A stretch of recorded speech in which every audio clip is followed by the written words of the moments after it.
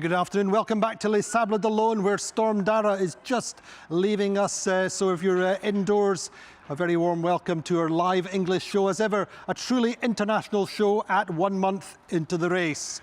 And indeed, on the race course, well, the pace has slowed very slightly for the leaders. We had Johan Richomme on the French show just saying how he's having a much easier Sunday, having a little bit of respite before the next front comes through for him. And Kojiro Shiraishi, well, he has completed his repairs. He's back on the race course, a Japanese skipper. And we have Charlie Dalin, the race leader, with us on the show today. And today's guest is from Finland. He's a Vendée Globe 2020 sailor. And this is Ari Huusela. Welcome aboard Starkey during Vendée Globe. It's now 20th of February. Hi all, and welcome back on board Starkey during Vendée Globe. It's now 25th of February. It's now Friday, 26th of February. Hi all, and welcome aboard Starkey during Vendée Globe. It's now Wednesday, 3rd of March. Fantastic to see you, Ari. What do you think of that then? How did you look back on your race? It gave me some really nice, good memories. Yeah, I'm super happy to see that, and I'm super happy that I was able to do it all the way at the first try. So now it's totally different, and the contrast is huge, as you can see. Do you miss it? Is there any single part of you wishes you were still out there doing it again? Of course, it was so cool to be there. So nice to be in Vendée Globe, part of that big happening, part of IMOCA skippers, and yeah, that is something maybe which I miss. But all that stress and uncertainty which was there, that was quite a lot for me. I had all in on that project, and I didn't have the insurance for the boat, so I had quite a big stress to make it properly to the end with a boat which I can sail forward. Can you remember where you would have been 4 years ago, roughly on the race course? I was closing almost on the same spot where Zabi is now, I think. I think it was 34 days for me from start to Cape of Good Hope, so I'm quite the same place on the South Atlantic. And you were just getting into your rhythm then, were you? Or you felt quite comfortable? Yep. Yeah, we had those two really nasty fronts on just after our start of the race, and they were quite hard to handle, and of course some minor things and problems, but yeah, I was settling down to the race and to the sailing around the world, so it was huge experience, and I'm super happy that I have done it. But it was a 22-year dream for you, wasn't it, to take part in the Vendée Globe? Yeah, exactly. I was there on the pontoons first time in '96, and I was looking for mini boat for my class mini campaign for mini transit, and then I was there. Just that was just a coincidence to be there on the pontoons in '96, and then I thought that those guys, they are not from this planet. It was so amazing thing, an idea to sail around the world with those kind of machines without any outside assistance, non-stop, and yeah. But since then, I visited there every 4 years, and it was 7th time when I visited the pontoons when my own boat was there, and I was there leaving the pontoons myself, and now I was there before the start 8th time, and finally I got the peace in my mind. It didn't itch anymore in my head that I should go, or should I try, or could I do it, or something like that. So it's done. I actually realized it there 1 month ago that I have done it. That was really the point when you realized you'd done it, was it? Not just the finish line? Yeah, that was the point when I realized, and I was so proud, of course, of my team and all the people who were helping me, and that we were able to do it. And what was it like being back in Les Sables d'Olonne a month ago, 4 weeks ago, today in fact? It was so nice. Nina was with me, of course, and then some friends of mine, and yeah, it was so relaxing and nice to be there 1 week before the start. Actually, it wasn't so big hassle on that time with the skippers, and I had a chance to visit my old boat, Sabi's boat, and then of course I met Pip and lots of other people who I met 4 years ago, and yeah, it felt really good to be there, and it's part of my life. It has been now 25 years part of my life, and I think it's gonna be until the end. So I'm gonna be there every 4 years. That's for sure. What's impressed you so far about this race? What have you enjoyed in terms of the performance? Yeah, I was so happy for the guys when they started that the weather was so nice. It was light, but still they didn't have those fronts to pass, which are normally there on November, and yeah, they got started quite nicely and smoothly in the race. Of course, there was some heavy winds on finish there, but anyway, it was good to see that. And then my hope was, of course, that there would be some winner from outside of France finally, but I knew that Charlie will take it all if he just managed to keep his boat in one piece. But he's so good. It's so amazing how good he can be. And that's the point. I think we should catch up with Charlie Dalin, the race leader. We caught up with Charlie this morning. He's on fantastic form. How are you, Charlie? I'm much better. Yeah, I'm fine. I'm good. Tell us. Definitely need to shave my beard, but It's Sunday. we'll do that later. You don't have to shave on a Sunday. But listen, tell us, what was it like wrestling with that big monster? Oh, that was crazy. That was I was an epic moment, I think, in my sailing career, and I'm happy I overcame it, and yeah, that was great. It was great to manage this crazy and yeah, and not only it worked, but it put me with a substantial lead on the pack, which is good. But yeah, that was pretty amazing. You know, every like a couple of times, you know, the wind was starting to die a bit. You know, and I was like, whoa, like that's not good. You know, the center is getting there, so I had to like squeeze every tenth of an hour I could on the boat to try to gain east and try to get away from the center, and that happens to me a couple of times. Did you get scared, or were you just too busy? No, not really. Oh. Yeah. No, I was just scared of getting. Yeah. You got scared when the wind was you know, easing a bit. I was like, whoa, no, that's not good. Every time I managed to get some wind back.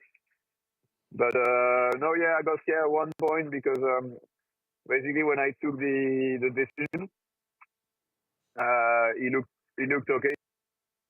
He looked a bit like, but the next, like 24 hours later, I downloaded the new grip files, and then like that was not good then at all. You know, I was getting caught very early.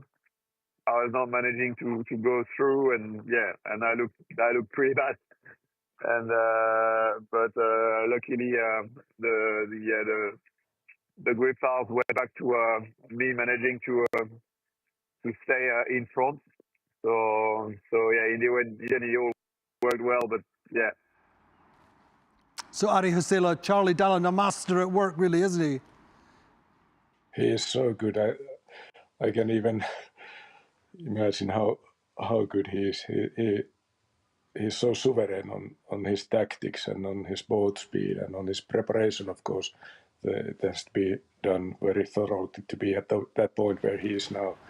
And one thing I'm amazed also is the new boats and their performance comparing to 4-year-old boats. So it's a huge step what they have gained with the new boats and new designs.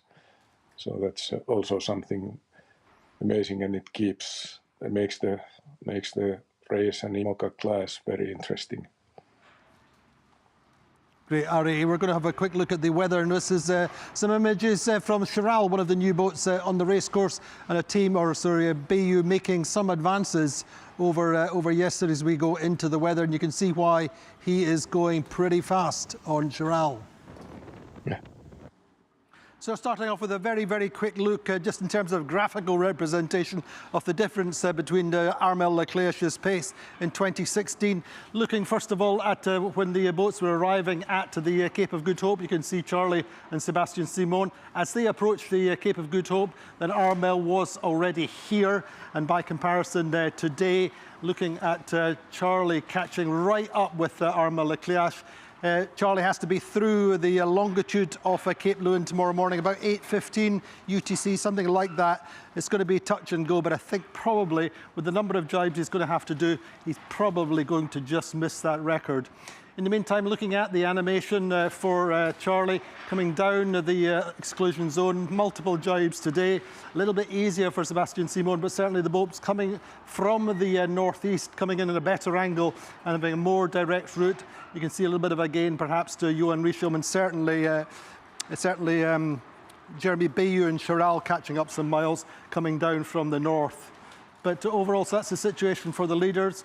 Now looking at the middle group, well, this is Clarice Kramer and this is Sam Davis. Fairly decent conditions for them. They have the low pressure coming in behind them, but overall fairly good conditions. We can see Pip here just in the system behind, and we'll have a look at that in just a little bit more detail now.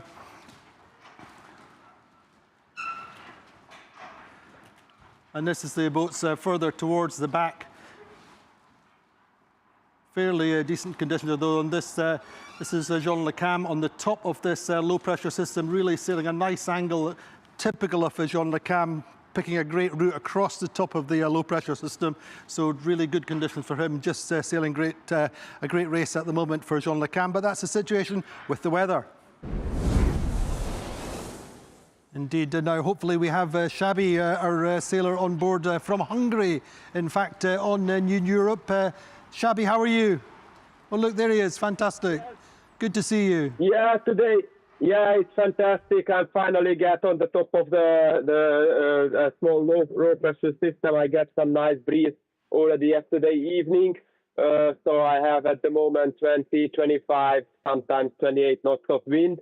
So I'm still heading towards Cape Town or towards Cape of Good Hope. Cape of Good Hope. Cape of Good Hope. Yeah, exactly. And so everything fine on board. And finally, I have wind. Good. Now listen, Shabby, professionally, you obviously cut your teeth with an America's Cup team, a multicultural team from South Africa, which has left a fantastic legacy in sailing. And it was Team Shosholoza.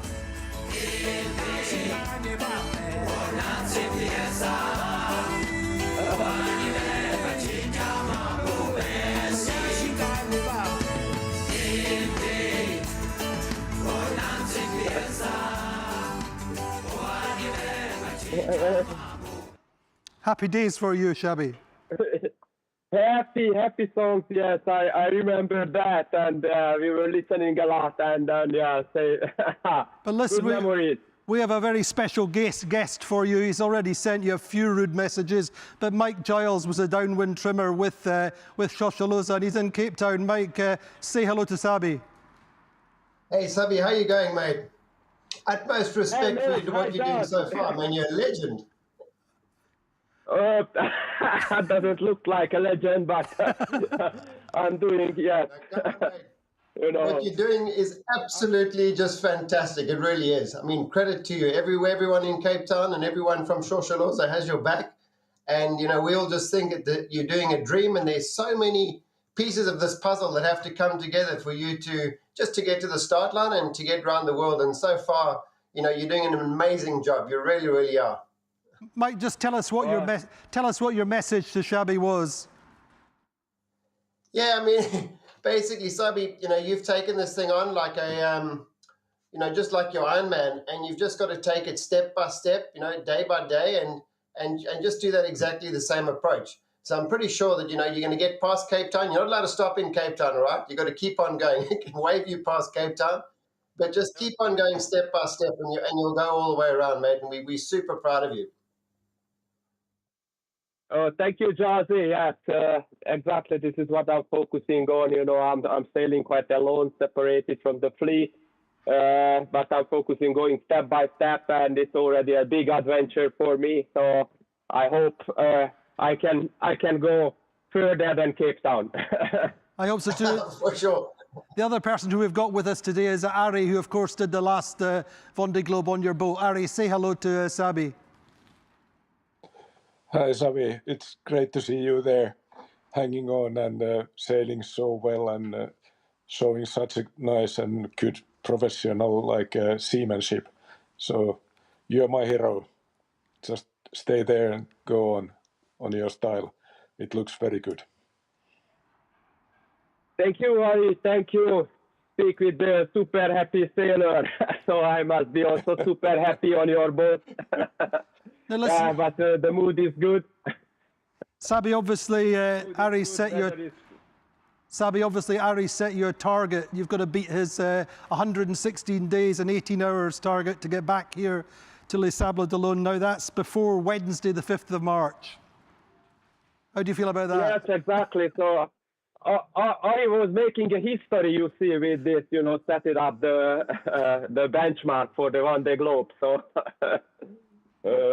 yes, I have to come back earlier. So, but how have things been? Keep an eye on Ari. Yeah. How have things been the last few days, and how's it looking ahead for you? You're getting down towards the Southern Ocean progressively. Yes, I'm going down there. The weather is already changed a little bit. I can feel already the nights are getting colder. The days are still warm, but I'm going progressively to the south.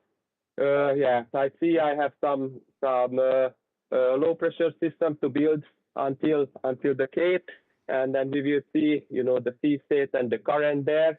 But yeah, that's it. I'm looking forward to see the Southern Ocean, the first albatross. Good for you. It's great to see you in good spirits, and we'll join you again in a few days, I hope, Sabi. But all the best, Mike. Say goodbye. And Ari. Cheers, Sabi. All the best, mate. Go well. Yeah, all the best for the guys in Cape Town, and all the best to you. Yeah, say hello to everybody. I will do. I will absolutely do so later on today, mate, for sure. Remember, Sabi, to enjoy. You are there. Okay, thank you. Thank you, Ari. So there we go. Thank you very much, Sabi. And so Sabi there on board New Europe, just his maxim has always been taking it step by step ever since he got into the IMOCA 4 years ago. And remember, he's a sailor who has no background solo sailing. Mike, just a few words about Sabi in particular. He wasn't probably one of the Shosholoza guys you expected to be doing this at this stage. No, definitely not. I mean, he came on board, he joined us as a rigger, and you could see him at the time. He was meticulous in everything that he did. And I think when we started our Shosholoza America's Cup campaign, we were sort of like Xavi's campaign in a little bit. It was quite a daunting task. And as I mentioned earlier, there's so many pieces of this puzzle that have to come together just to show up on the start line and then to move forward and have a successful campaign. But Xavi was one of the key pieces in that puzzle, to make sure that the rigging was good. And that starts off reliability.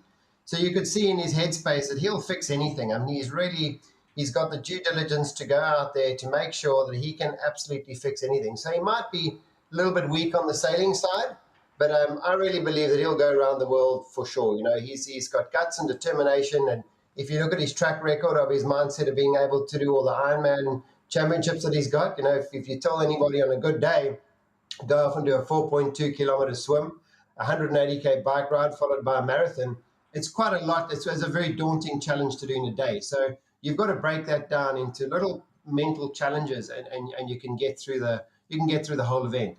And credit to him for he's done, I think, 6 of them to date. So I'm sure that mindset is transgressing onto this campaign that he's doing now, and he's probably approaching it in a similar way. So good on him. But also great for you guys and for South Africa to have a legacy, a lasting legacy for Shosholoza, which was such a unique campaign.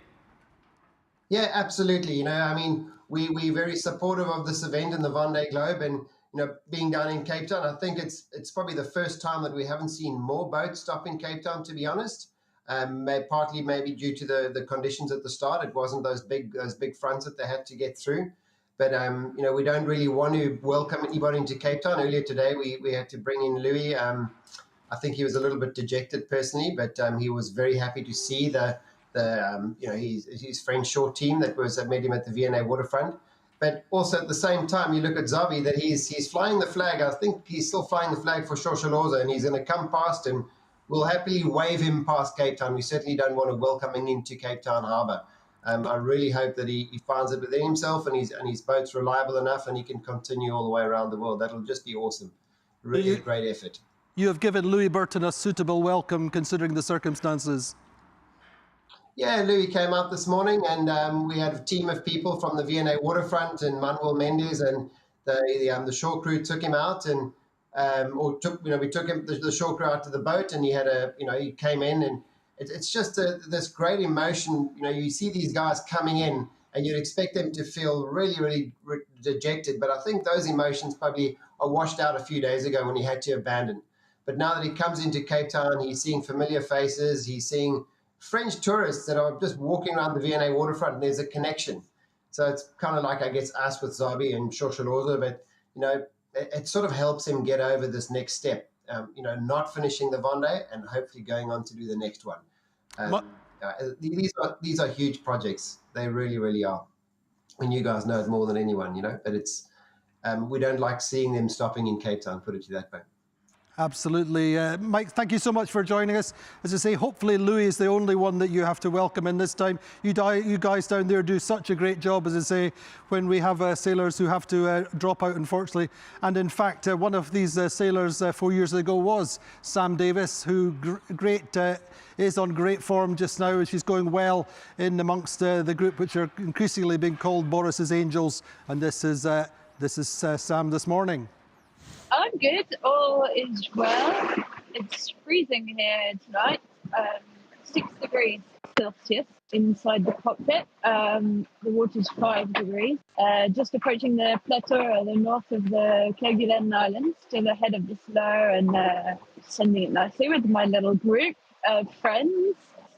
We just got that one depression, which is the same one the leaders got, but a little bit before them, so it was a little less intense for us. And all went well. Well, this low behind us, it's probably quite a big low for the group just behind us, with Pip and Robin, but we're hopefully going to stay ahead of it, and so it shouldn't be too violent for our group, and hopefully should take us almost to the Australian part of the exclusion zone. It's the middle of the night here, and I've just been doing some weathering, and I can't wait to get back into my bunk because it's a lot warmer in my bunk. The boat's sailing really happily, nicely set up on this reach that we're doing right now, and the wind is actually pretty stable, which is much appreciated. Resuming the last 24 hours, it's just been pretty nice reaching 100, 110 true angle, fast reaching with a decent sea state, which is good because I struggled with really bad sea state residual left over from the low ahead of us, and also from all the currents. So it's Sam Davies today on good form. Ari, just obviously you're back to your day job as a pilot with Finnair. I mean, you know, in the true sense of the word, an amateur sailor. Do you think the Vendée Globe is still achievable by amateurs such as yourself? I think I might have been the last amateur non-professional sailor to do that kind of stuff. It's I think the expenses has raised so much, and the demand to get into the start line is so high nowadays. As we could see on this edition, even we had 40 places, 2 was left out, and they made a huge work to qualify, but still they were left out. So I think it's you need much more than on 2020 to get in already in 24, and it's going to be even more in 28, I think. So I was on the last last minute to do that, but yeah, that's why I'm also super happy that I was able to do it, and I'm happy to be back on the work, of course. You love flying. So almost as good fun to fly as it is to sail, and yeah, now I'm in my cottage in Lapland, northern part of Finland, and just came back from cross-country skiing, and before that I had some downhill skiing on the slopes. So it's really nice to be here and live like a normal life and enjoy the Vendée Globe from here. Indeed, looks like a very nice place to live through the Vendée Globe. Ari, so thank you so much for joining us. Hopefully we'll catch up with you at some point over the course of the race, and if not, maybe come to the finish or something, hopefully. But great to see you. Yeah, thank you so much, Ari. This place is familiar also to Pip, so it would be nice to talk to Pip someday. Of course. Because she spent a few days here. Of course. 2 years ago. Oh yeah, that would be good. Very good time. We had such a good time here. Okay, but yeah, enjoy there, and see you soon. Keep in touch. Thank you so much, Ari Huusela, the skipper of Starke Mokka back in 2020. Now we also caught up today with Benjamin Dutreux for the first time for a while, and he's having a reasonable race, but it's much more intense than his 2020 race. Hey, hello, I'm good, and you? Yeah, not too bad. A little bit cold here. How are you? What's the weather like? The weather like British weather, you know.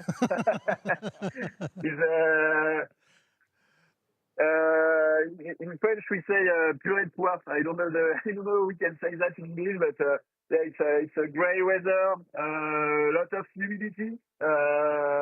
So it's not rain, but it's like this. Good for you. Well done. Just do some comparisons with your last race. How do you feel compared to 2020? Yeah, compared to 2020, it's completely not the same race. So first, the boat is different. So the boat is really harder than the other one. Sure, when the boat is fast. But yeah, the conditions are really different. We are not exactly the same position. The fleet, the race is not the same. So I'm happy with that, because it means if I do the same race than 2020, I think that makes me boring. So it's Benjamin Dutreux, skipper who's well known and well liked around Les Sables d'Olonne. He's a Vendée skipper through and through. And now looking at the ranking with some images from onboard Medallia today, again showing just what the Southern Ocean is like, another different face. Sunday's catch-up on the rankings at midday.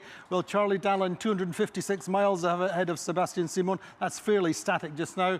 Otherwise, the key gain has been Jeremy Bayou up to 5th, but he's gained about 100 miles coming in from that high angle, and he's going fast and certainly a little bit happier. Sam Goodchild correspondingly dropping back to 7th, but he's very close with Nico Lundven.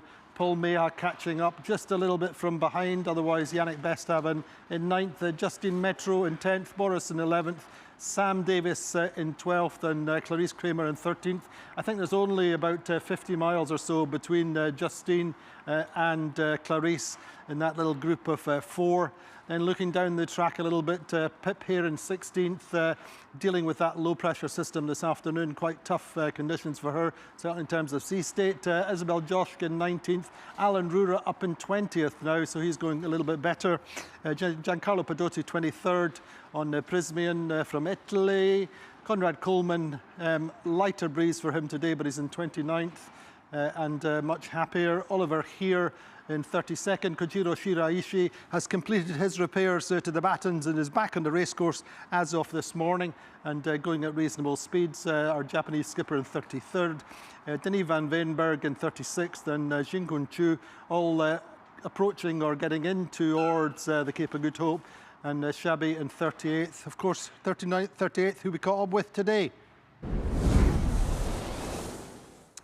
So unfortunately, that's all we have time for today. Time marches on. That's all we're allowed to do. My guest tomorrow is Alan Roberts from L'Occitane en Provence sailing team. He'll join us online. But in the meantime, let's finish with a nice rainbow from Thomas Riong. And it's a really spectacular image. We'll see you tomorrow. Voilà, je crois que c'est la première fois que je vois un arc-en-ciel aussi lumineux et parfait. Trop beau, regardez. Incroyable.